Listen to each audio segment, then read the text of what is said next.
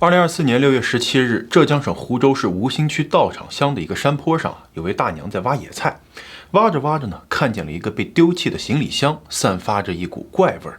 好奇心就驱使大娘上前打开箱子，结果瞬间吓得丢了魂儿，里面竟然装着一具尸体。大娘立刻报了警，警方随即查明死者的身份竟然是知名的 coser 佟岛爱。更令人意想不到的是，警方锁定的犯罪嫌疑人就是她的男友李某。令人毛骨悚然的是呢，杀人之后，李某不仅伪装成佟岛爱，继续活跃在社交平台，还小心地模仿他的语气、标点和发文风格，试图制造他还活着的假象。但熟悉他的朋友们早就察觉不对劲儿了，隐约就觉得网线对面的人似乎不是他们熟悉的艾老师。从昔日的亲密恋人到痛下杀手的嫌疑人，这期间到底发生了什么？佟岛爱生前的争议为何在他死后愈演愈烈？本期视频，咱们一起揭开人气 coser 的死亡之谜。先跟不太混二次元的朋友们唠两句科普哈。cosplay 是啥？简单说呢，就是角色扮演，人穿上服装，化上妆，搞点道具，模仿动漫或者是游戏里的角色。这事儿的主角就叫 coser。很多人以为这是近些年才有的新玩意儿，其实呢，早在1955年，第一座迪士尼乐园在美国开张的时候工作人员就穿上了米老鼠的头套和大耳朵，和游客合影卖萌。可以说这就是现代 cosplay 的祖师爷了。1970年左右，随着动漫产业的发展 ，cosplay 在日本活跃起来。2000年左右，这股风潮就飘到了中国。随着经济越来越好，审美越来越卷 ，cosplay 在国内也开始走红。二次元从边缘小众一路冲向了主流文化。根据新民晚报，2024年中国泛二次元用户群体的数量已经达到了惊人的5亿人，成为全球最大的二次元市场。在这么庞大的群体中 ，coser 当然是越来越多，圈子也越来越热闹。但是热闹的地方偶尔也会藏着不为人知的暗流。佟岛爱呢，就是一个非常有人气的 coser， 他叫高宇。江苏徐州人，1998年出生，因长相甜美、身材高挑，在杭州上大学期间就在动漫圈积累了一定的人气，微博上有几十万的粉丝。起初高宇的昵称是艾老师 PhD， 有人觉得这名字听起来很像10几年前的硬盘女神苍老师，容易让人浮想联翩。2018年，高宇和微博人气摄影师恋爱了，这人叫什么呢？智障力。只能说这圈子里的人起的艺名呢都比较独特。智障力呢活跃于动漫圈，非常擅长拍 coser 和漫展。女孩有颜值，男孩有实力，两人一拍即合，出了很多爆款作品，其中以黑贞德系列最为出名。在男友的镜头下，高宇展示着火辣的身材，微博粉丝也迅速增长，算得上是个小网红了。接下来跑漫展、接商拍，逐渐迎来了事业上的小高峰。而伴随着人气越来越高，争议也就来了，闹出了个圈内影响不小的狗咬人事件。这是咋回事呢？2020年3月高宇的好友 YY 子称，自己应邀去高友在浙江余姚的家中帮忙拍照和直播的时候一进门就被高宇养的大狗阿拉斯加咬伤了脸。高宇说这 YY 子呢是逗狗的时候被咬伤的，这狗不是自己养的，而是妈妈养的。YY 子就认为你多大人了，出了事只知道自己躲起来，还让你妈出来背锅。两个人呢就在微博里头互联网升堂，互甩聊天截图，你来我往，交手了几个回合，就赔偿事宜没有达成一致， YY 子就把高宇告上了法庭。因为这件事高宇损失了一部分的路人缘，以前跟他互动频繁的圈内好友也逐渐疏远了。至于这官司打得到底如何呢？我们在查询了中国裁判文书网时，搜到了余姚市人民法院的判决结果，说这狗的确是高宇他母亲养的。YY 子要求高宇承担赔偿责任，法院不予支持。而针对 YY 子请求法院判高宇赔偿自己的医药费、交通费、住宿费、后续治疗费、精神损害抚慰金等，共计39000余元这个事儿呢，法院认为，被狗咬伤面部对 YY 子的精神确实造成了一定痛苦，但尚未达到严重精神损害的程度，最后就判了高宇的母亲赔偿医疗费、交通费等7800余元。这次风波呢，虽然让高宇的风评受损，但热闹了一阵也就过去了。接下来发生的事对她才是几乎崩溃的打击。2020年6月，她的男朋友，也就是网名叫智障力的那位，在微博上突然宣告分手了。不仅分手，还顺手扔了一个大瓜，说高宇在 Twitter 上当福利机，卖各种无码小视频和原味那啥。这时候啊，可能有朋友问了，福利机又是啥玩意儿呢？简单说吧，就是打扮成动漫角色、制服诱惑啥的，拍点大尺度的照片或者是视频，在网上卖钱的女孩子。这个圈子里啊，大多是15、16岁到20来岁的年轻女孩，有的呢是自愿想赚点零花钱的，也有的是被人忽悠的，甚至是胁迫的。他们一般呢混迹在微博、Twitter、QQ 群这些地方，发点擦边照，等客户主动上门。高宇这人呢脾气差，动不动就打他，还老在背后说其他 coser 的坏话。这些图文并茂的小作文啊，顿时在圈子里就炸了锅。有些吃瓜群众更是火上浇油，说他呀还有线下交易呢。但是这一部分呢，一直都没有实锤。这事爆出来之后啊，高宇可谓是声誉尽毁，圈内好友四散。没过多久，他那微博账号艾老师呢也给封了。大部分人认为可能就是被扫黄了。有网友认为，艾老师在微博发的图片呢，其实尺度都不大，但是作为活跃粉丝最多的阵地，高宇一旦失去这个平台，就相当于是事业尽毁啊。和智障力分手之后呢，高宇被网暴，得了焦虑症，因此退圈。2022年夏天，他大学毕业，搬去了上海，一个人重新开始生活。网络上再也没他的动静了，大家以为他可能真的退网归隐了。直到有一天啊，有网友在斗鱼刷直播的时候，意外发现了他的身影。在一档叫做阿力哥的直播节目里，高宇作为女嘉宾出现了。这个阿力哥的节目内容啊，就是开着一辆迈凯伦满大街的溜达，搭讪妹子，线上线下互动一条龙。如果撩到了呢，就请回自己的出租屋里去坐坐。全程直播，画面留足了想象空间。虽然说啊，剧本味挺浓的，但架不住观众爱看热闹呀，就这么火了。不过说实话呀，那个时候的高宇呢，状态明显比之前好了很多，整个人也开始回归正常生活，换了环境，找了工作，也慢慢的淡出了舆论的中心。谁都没想到，就在他好不容易稳定下来的时候，一个人闯进了他的生活中，而这个人最后成了他人生的最大噩梦。最近啊，有一位自称是高宇好友的 M2 的粉丝向我们提供了一些有关高宇被害的细节。这位网友呢叫林可，说他提供的信息只有小范围的亲友知道，希望大家更全面客观地了解同岛爱受害案。在与智障力分手后呢，高宇面临着人生和事业的低谷，被各路网友攻击的体无完肤的时候呢，有一个人出现在了他身边，一直给他鼓励和支持。这个人就是李某。李某是青海人，做过几年道士。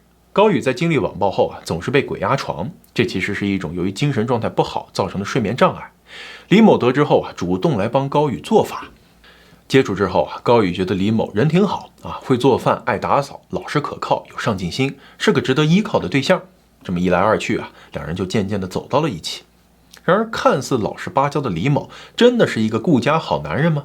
还是说这一切都只是他的伪装呢？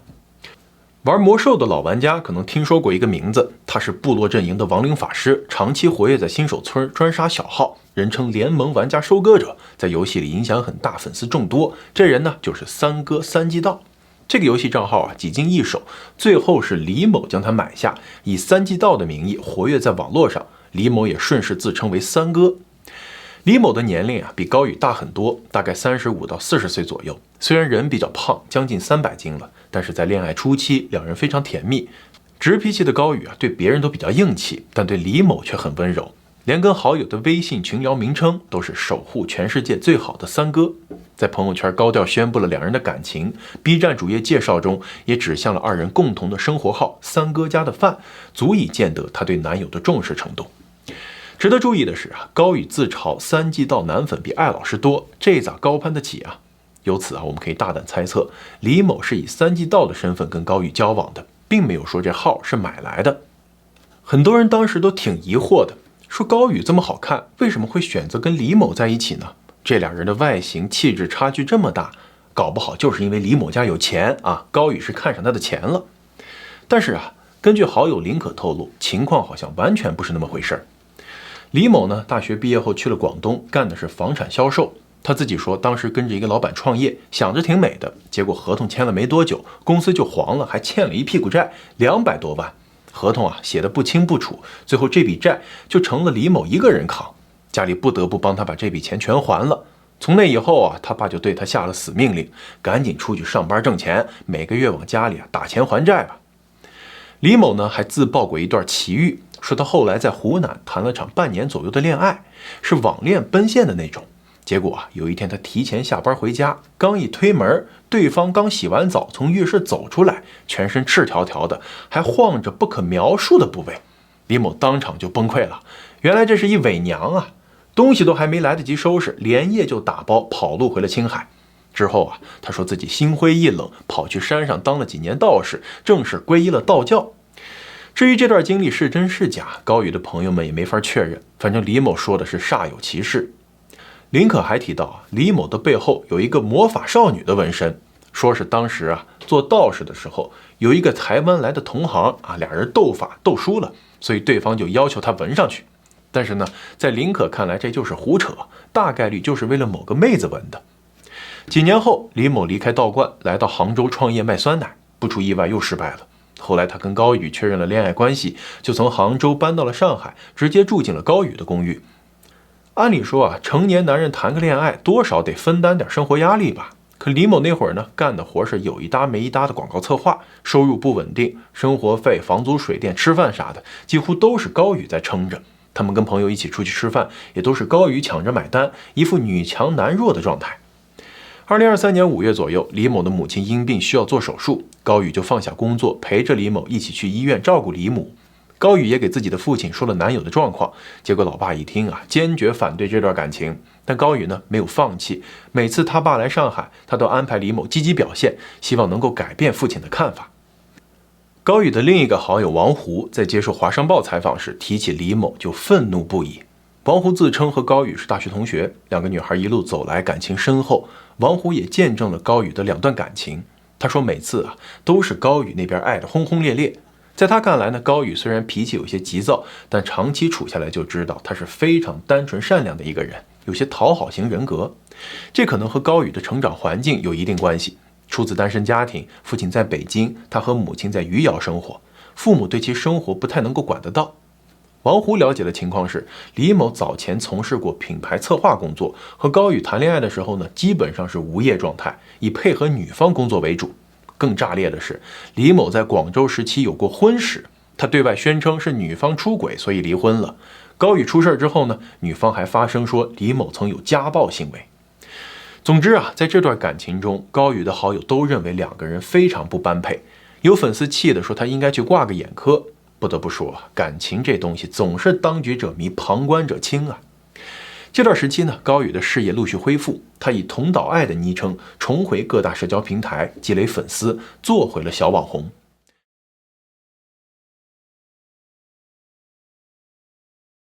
coser 的日常工作离不开拍照，模特经常要和异性的摄影师合作，摄影师加 coser 也是这个圈子里比较常见的情侣档。为了打消男友的顾虑，高宇去拍照往往都得带着李某。到了2024年，高宇开始考虑转型，想从台前转到幕后去搞策划。他还挺信任李某的，什么事儿都愿意跟他商量。但问题呀，也从这儿开始了。李某的脑回路呀比较保守，基本上高宇一说新想法呢，他就一通打击，说不现实、不靠谱。俩人一来二去，经常在工作上吵起来。李某那年呢也换了新工作，可能是压力大，整个人的脾气也跟着上来了。以前他还挺勤快，爱做饭、干家务，现在连铲个猫砂都有各种理由拖延不干。2024年5月25日，根据林可描述，高宇照常进行拍摄工作，带上了李某。到现场后啊，高宇需要李某帮他在衣服上绑一根绳子，李某捣鼓了半天还是没搞定。高宇眼看时间快到了，就着急自己上手。没想到啊，这李某突然就爆了，抢过绳子一把扯烂，搞得高宇一头雾水，用力拍了一下李某的肩膀，说你怎么回事？李某什么也没说，离开了拍摄现场。几个小时后，也就是5月26日凌晨，李某突然给高宇的好友说自己在医院，让好友去看看他。林可认为啊，李某就是想要装病，找个台阶下。高宇让好友咨询了医生李某的病情，医生说根本就没啥大问题。气儿不打一处来的高宇啊，立刻就在有李某和好友的这个微信群里啊，大骂他半夜折腾人，完全不顾及朋友的感受。李某呢，在医院又待了几个小时后，就被好友送回了高宇家。朋友说啊，当时在屋子里啊，俩人谁也没说话，朋友觉得尴尬就走了。后来啊，这位朋友就被警方告知自己是最后见到高宇的人。从5月26日起，朋友们就再也没见过高宇了，但是他的社交账号却还在更新，微信也照常回复。有细心的朋友发现，以前高宇发东西不爱用句号，但是最近发的内容都是有句号的。此外啊，高宇每年在杨梅季都会给朋友寄去家乡的杨梅，但是6月19号却莫名其妙地发了一条今年没有杨梅吃了的朋友圈。时间来到咱们开头说的6月17号，路人大娘在山上发现了一具女尸。过了几天，陆续有人在社交媒体上爆料称，死者疑似是知名 coser 桐岛爱。网友在震惊之余都觉得这一定是假的，因为桐岛爱的社交媒体还在一直更新，还在跟粉丝互动呢。就在这个节骨眼上，桐岛爱的抖音账号突然被设置成了私密，一种不祥的预感瞬间就涌上了大伙的心头。而这一切的猜测都在6月24号画上了休止符。那一天，湖州市公安局吴兴区分局的一则警情通报在二次元的圈子里炸开了锅，死者确实是桐岛爱。通报称，6月19日犯罪嫌疑人已被抓获，正是李某。据李某交代，他因感情纠纷将高宇在上海的出租屋中杀害，后将尸体转移到湖州市吴兴区南郊的山坡上。警方没有公布更多的细节，不过潇湘晨报的记者从到场向政府工作人员处得知，尸体被丢弃之后，警方通过监控比对等方式，在第2天就找到了凶手。这段时间，李某一直用高宇的手机在社交平台上发库存照片，跟人聊天，伪造出高宇还活着的假象。6月19日被逮捕那天，正是他拿高宇微信发那最后一条朋友圈，说今年没有杨梅吃了的时候。根据林可的说法，李某在5月26日白天购买了一把刀作为凶器。杀害高宇的次日，他竟然还试图联系朋友，说想去杭州送点东西，问人能不能顺路带他一程。结果没人搭理他。最后他就自己动手，把高宇的遗体塞进行李箱，打车一路运到了湖州。你可能以为他会藏得多深呢，选个山林老坟头什么的，结果并没有。抛尸地点就在湖州市吴兴区道场乡的一个山坡上，不是什么人迹罕至的地方。其实早在案发前高宇就跟朋友吐槽过，说李某最近情绪太差，动不动就发火，已经严重影响到他工作了。当时呢，他还抱着一丝希望，说要李某能改改脾气的话，他们也许还能继续。但他没想到这一次的忍让换来的竟是致命一击。李某被捕后，他的家人也很干脆，不愿意接受他留下的任何东西，像是要彻底切断关系。6月24日下午，一位姓钱的女士也站出来对媒体说话。她告诉华商报、大风新闻的记者说，自己是高宇和李某的朋友，认识李某是在2017年左右。那会儿他们在一场漫展上认识，当时李某主要负责做漫展里的道具。钱女士说，李某常年没有什么稳定工作，经济状况一直挺紧张的，但他特别喜欢在网上摆阔，经常在微博上抽奖送礼，演的就像个富二代，是那种现实里头蹲地铁，网上却晒跑车的人。由于高宇和李某身边的人陆续被警方要求配合做笔录，大概有50号人左右，消息一下子就传开了。钱女士呢就是这样从友人处听说了高宇遇害的消息。而警方那边也透露说，李某早有预谋，提前就购买了刀具，这点和林可给我们提供的线索是一致的。提起这段悲剧钱女士实在不理解，高宇年纪轻轻的，完全可以找一个年轻一点的小伙子，或者是家庭条件好一点的，偏要找一个什么都没有的人。朋友们就分析可能是因为李某出现在高宇事业的低谷期，他才接受了李某遭受了这段致命的恋情。我们注意到一些自媒体提到了分尸、受害人血被抽干这类字眼。截止目前呢，警方并没有透露凶手的作案手法，法院呢也还没有对该案件作出判决。林可向我们透露，李某在庭审中当场翻供，说他没杀人，人是魔鬼杀的。转眼间，距离案发已经过去了1年，愿逝者安息，等待凶手的一定是法律的制裁。除此之外人们都很同情高宇的经历，祝这个年轻的女孩一路走好。不过很多围绕高宇的是非流言在社交媒体上传播很广，有的版本是说她长期 PUA 冷暴力李某，还是个捞女，让李某给她转账，还说高宇把李某当成了打杂的工具人。至于狗咬人那个事儿呢，又给传成了高宇他遛狗不牵绳，结果把路人给咬了。还有人说，你看这逝者的昵称叫桐岛爱，还以为是个日本名字，所以他一定是今日分子。更有一些人跑出来对逝者进行荡妇羞辱，指责他是福利机，抛出了受害者有罪论，说这一切都是咎由自取。留言区竟然还有在线求福利图包的。我们在社交媒体上呢，也搜到了跟高宇有关的帖子，发现跟高宇合作过的甲方对他的评价都是非常敬业，在漫展上遇见他的路人也都说他非常温柔，对粉丝很热情。有网友替他鸣不平，这毕竟是一个生命的陨落，一个花季女孩的凋零。这几年国内的 coser 圈子可谓是风波不断，有些人为了博眼球，靠暴露的穿搭、低俗的直播博取流量，把原本是爱好者聚集的二次元圈子搞得越来越像性暗示和流量生意的夹缝地带。有时候展会现场也挺混乱的，一些人穿着暴露，影响公共秩序，甚至和粉丝互动的时候尺度失控，这类事儿时不时的就会冲上热搜。圈内呢也不太太平，抄袭、网暴、人身攻击都不少见，搞创作的越来越少，玩内卷、拼流量的倒是一堆。对于很多老粉来说，这种圈子变味儿的感觉太明显了，有人干脆选择退圈，觉得现在已经不配叫亚文化了，更像是资本和热度的秀场。更糟的是有些媒体一报道就上纲上线，拿个别极端案例大做文章，使劲往低俗、淫秽上面靠。结果就是社会对这个圈子的误解越来越深，甚至连本来单纯热爱角色扮演的人都被污名化了。不少认真搞创作的 coser 都挺委屈的，说自己辛辛苦苦的做造型、剪视频、拍写真，到头来被一竿子打成擦边的。更现实的问题是一些本来已经很成熟的展会和活动，也因此被迫加强审核、收紧尺度，连正常的创作空间都受到了影响。说到底 ，coser 圈确实有不少问题，但也不能全盘妖魔化。这个圈子里还是有很多真心热爱动漫、用心在创作的人，我们该批的批，但也得把握一个度，不然一边说乱，一边又制造更多的偏见，那就更没救了。曾经cosplay 是一小部分年轻人的爱好，他们圈地自萌，致力于还原自己喜欢的动漫角色或游戏角色。您可别小看这些古早的 coser 那时候可不像现在，想买啥都有万能的某宝，以前连网购都没有，要想致敬自己喜爱的人物，那可是相当费功夫的。衣服都是自己买布料、找裁缝，或者干脆就自己摸索着做，把奶奶家的缝纫机都踩冒烟了。道具是用硬纸板、塑料泡沫之类的材料，一点一点剪裁、打磨、拼装上色。化妆呢，以前哪有化妆教程大街上连化妆店都少见，咋办呢？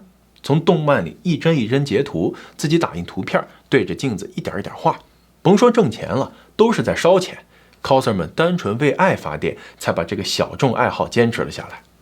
在那个绝大多数人都不知二次元为何物的年代，国内涌现出了一批优秀的 coser 和社团，比如有中国 cosplay 第一人之称的黄山，以《盗墓笔记》中的小哥、《秦时明月》里的秦始皇等角色惊艳出圈，还有神魔警社团 cos 的花千骨短片，在那个时候可以说是相当震撼了。我呢，虽然不是二次元圈子里的人，但是上大学那会儿也有青葱岁月被同学忽悠着客串过一次。说实话，那体验真的是挺辛苦的。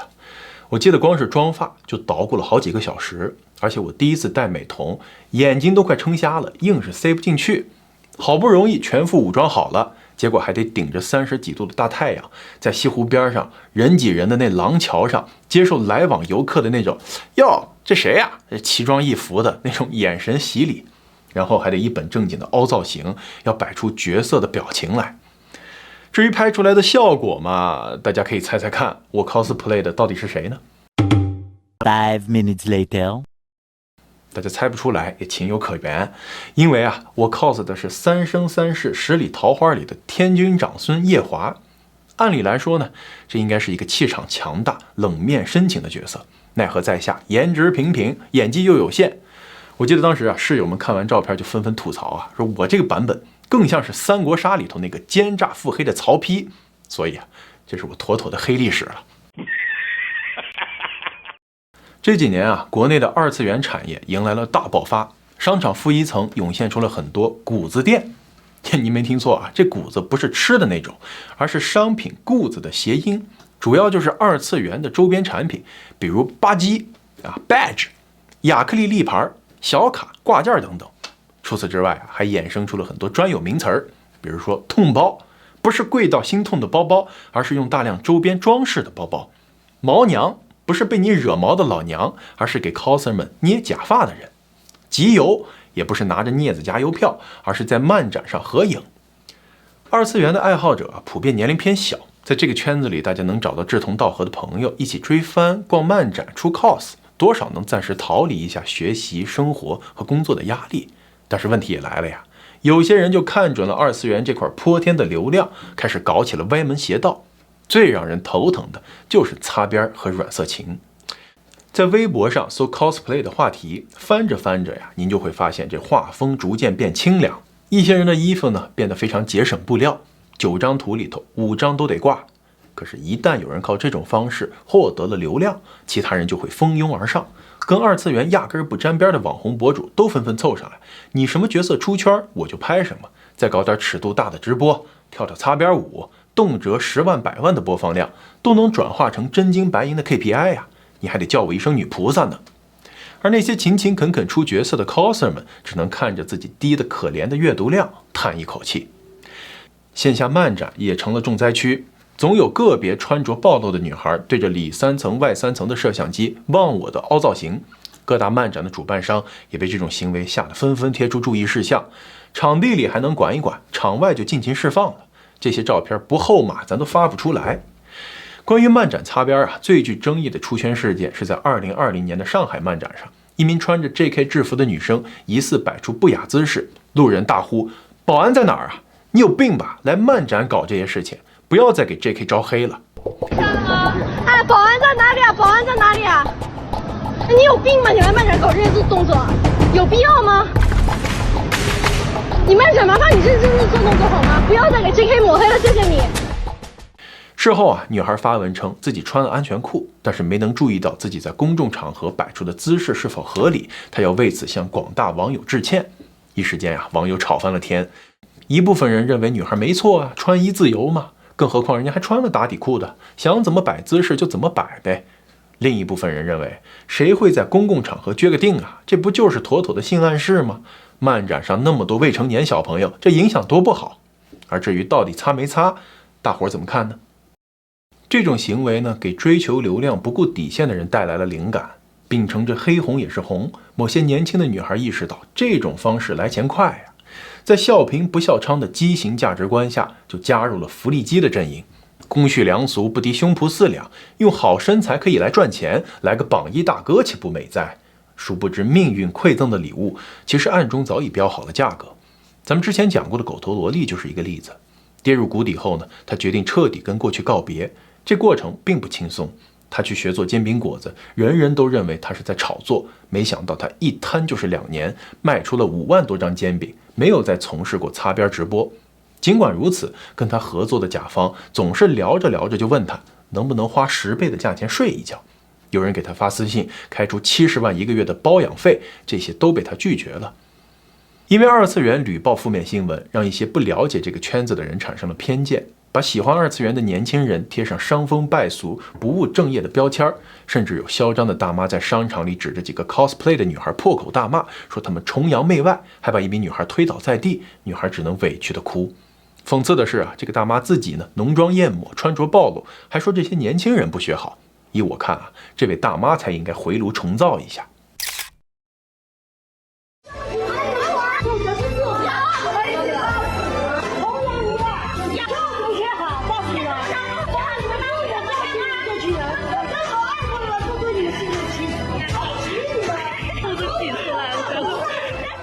其实二次元并不是什么洪水猛兽，他们的善意总是会在不经意间温暖到很多人。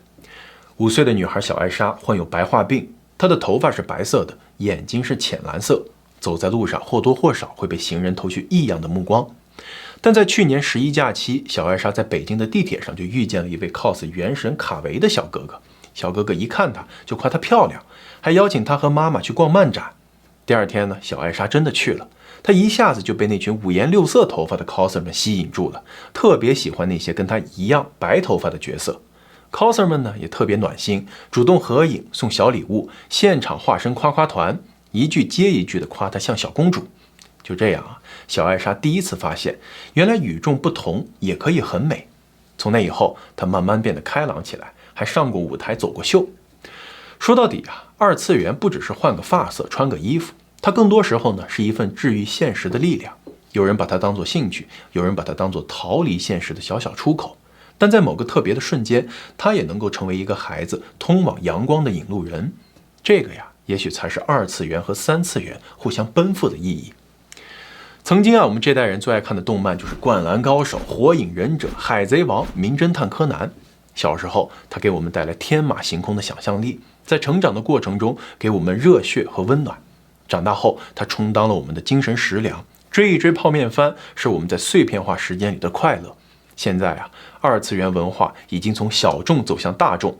根据中国二次元内容行业白皮书来看，预计到2026年，中国二次元产业规模将破1000亿。而健康的业态发展需要各大平台和漫展主办方的共同监管。二次元的这份纯真也需要大伙共同的守护，不要让色情和金钱破坏了这片避风港。感谢收看 M2档案，咱们呢下期再见。